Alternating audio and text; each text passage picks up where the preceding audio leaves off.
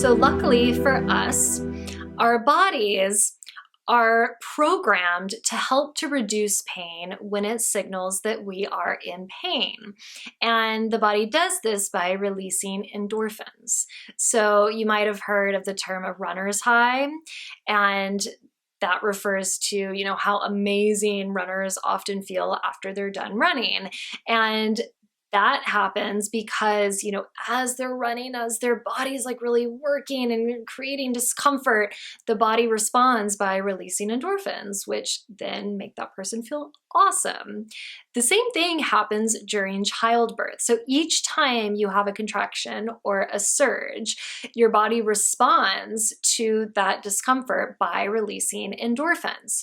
And so if you really tune in to how your body's feeling in between those surges, a lot of times you notice that, I actually feel pretty good, maybe even a little bit high.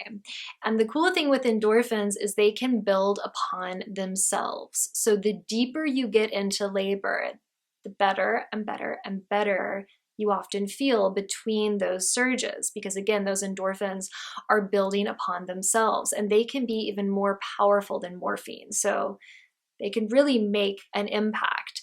And for a lot of women, myself included, the final, that part of birth where you are pushing or breathing the baby down, for me, so many endorphins had built up during that time that while I was exhausted because I was pushing so hard, it was really the most comfortable phase of birth. I didn't experience that ring of fire.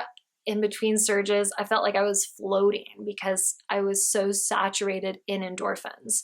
And a lot of women, right after they meet their baby, if they had an unmedicated birth, because sometimes the epidural can block the release of those endorphins and the release of oxytocin. But if you're having an unmedicated birth, those happy hormones are allowed to freely flow. And even without opioids, you often feel pretty amazing after your baby is born. And of course, part of that is just meeting your baby and the sheer joy of that. But those endorphins also play a big part in that.